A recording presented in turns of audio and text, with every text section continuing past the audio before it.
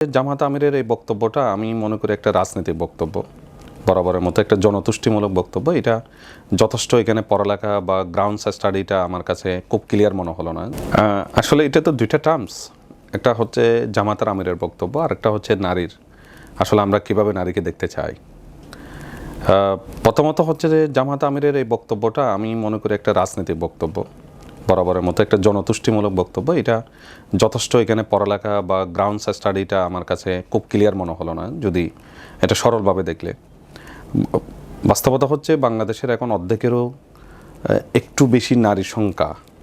সেখানে নারীকে এম্পাওয়ারমেন্ট করার ক্ষেত্রে আপনি যদি এই ধরনের একটা ঝুঁকিপূর্ণ অবস্থানে নেন, 5 ঘন্টা বা এই ধরনের কথা বলেন, সেটা তো তার কর্মসংস্থানকে আরও সংকুচিত করে দেবে।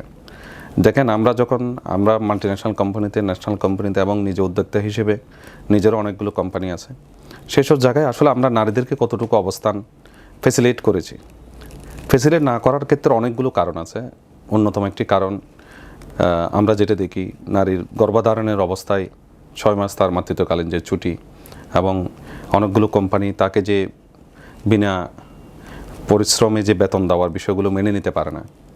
তো সেই সব জায়গায় এখন আমরা ডেভেলপ করতে পারি নাই, এবং আমরা ফিল করি একজন ছেলে 12 ঘন্টা কাজ করবে, 14 ঘন্টা কাজ করবে, অথবা অফিসের প্রয়োজনে যে লম্বা সময় কাজ করবে, এ ধরনের বিভিন্ন বিষয় থাকে।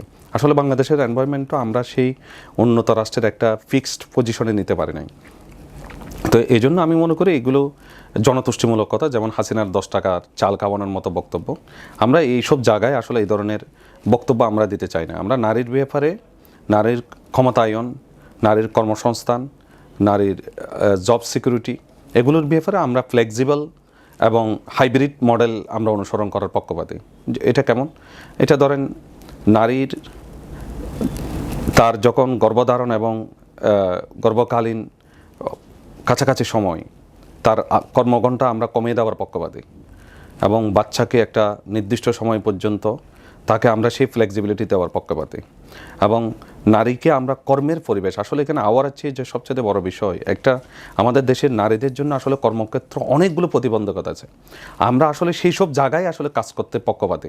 যেমন একজন নারী যখন ঢাকার এই প্রান্ত থেকে এই প্রান্তে আসে, একজন পুরুষ বিভিন্ন জায়গায় গিয়ে তার কোনো প্রাত্যহিক কল যদি হয় সেটা সেরে নিতে পারে। একটা নারী কিন্তু তার জন্য অনেক অবস্টাকল হয়। নারীর কোনো যাতায়াতের ব্যবস্থা, নারীর মসজিদের নামাজ পড়ার ব্যবস্থা পর্যন্ত আমরা ইনশিওর করতে পারি নাই। আমরা তো প্রথমত মনে করি নারীর জন্য তার সুস্থতার জন্য, তার শারীরিক সুস্থতার জন্য, একটা সুন্দর গর্বের জন্য আমরা তাদের কর্মপরিবেশের ওপর আমরা কোনো ভালো একটা ব্রেস্ট ফিডিং কালচার তৈরি করতে পারি নাই। আমরা কোনো মার্কেটে একটা ভালো সুন্দর টয়লেট কালচার তৈরি করতে পারি নাই, যেখানে সবাই স্বাস্থ্যকর একটা টয়লেট পাবে, এই ধরনের কালচার পর্যন্ত আমরা করতে পারি নাই। সেখানে আমরা মনে হয় এগুলো ফোকাস পয়েন্টটা অন্যদিকে ডাইভার্সিফাই করা।